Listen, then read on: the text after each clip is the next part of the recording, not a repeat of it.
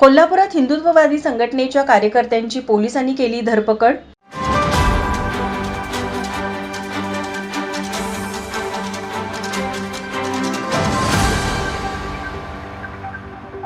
बांगलादेशमध्ये झालेल्या हिंदूंवरील अत्याचार आणि रामगिरी महाराज यांच्या समर्थनात हिंदुत्ववादी संघटनेनं कोल्हापूर बंदचं आवाहन केलं होतं।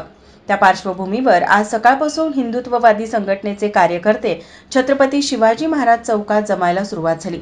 यावेळी पोलिसांनी सर्वांना ताब्यात घेतलं असून संपूर्ण छत्रपती शिवाजी चौक परिसरात मोठा पोलीस बंदोबस्त ठेवण्यात आलाय।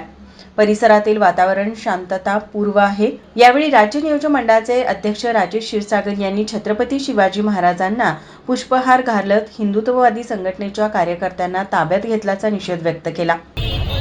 स्वराज्याची स्थापना करत असताना छत्रपती शिवाजी महाराजांच्या बरोबर योगदान असे दाखले आपण नेहमी देत होतो।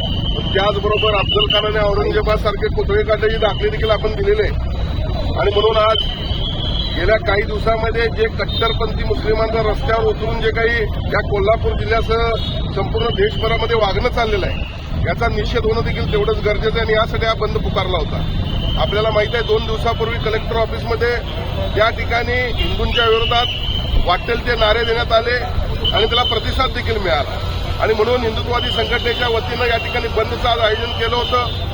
बंदचं आयोजन केलं असलं तरी बंद शांततेत पार पाडावा हे देखील आम्ही आवाहन केलं होतं। आजचा बंद यशस्वी ठेवल्याबद्दल करवीर नगरीतील तमाम व्यापारी, सर्व रिक्षा चालक, सर्वच एकंदरीत व्यापारी यांचं मी या ठिकाणी मनपूर्वक आभार मानतो। बंद शांततेतच असावा, कुठल्याही समाजामध्ये दंगा धोपा व्हावा ही आमची भूमिका नाही आहे। पण एवढं मात्र निश्चित आहे आज पोलिसांनी या ठिकाणी हिंदुत्ववादी कार्यकर्त्यांना अटक केलेली आहे। या अटकेचा मी निषेध करतो कारण ज्यावेळेला हिंदुत्ववादी या ठिकाणी आले त्यावेळी अटक केली, मग परवा या ठिकाणी कट्टर मुस्लिम त्या ठिकाणी कलेक्टर ऑफिसमध्ये एवढ्या मोठ्या संख्येने गेले, मग त्यांना का अटक झाली नाही, त्यांना का अशी मुभा देण्यात आली। पुढच्या काळामध्ये पोलीस प्रशासनानं ही भूमिका सर्वांच्या बाबतीत घेतली पाहिजे आणि आज खऱ्या अर्थानं बंद 100% यशस्वी झालेला आहे। मी संपूर्ण करवीरवासियांचा या ठिकाणी मनपूर्वक आभार मानतो।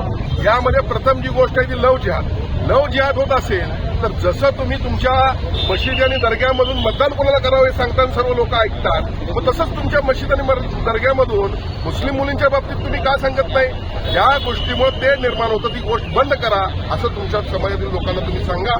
त्याचबरोबर दुसरी गोष्ट म्हणजे या ठिकाणी लँड घ्या, अतिक्रमण तुम्ही करताच का?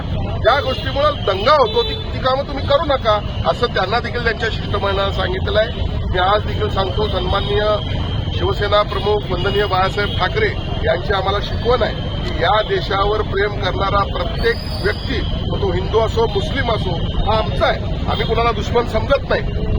पण एक लक्षात ठेवा, आपल्या माध्यमातून मी त्यांना इशारा देतो, आपण याद राखा परत अशा पद्धतीची भूमिका तुमच्याकडून आली तर हिंदू स्वस्त बसणार नाही।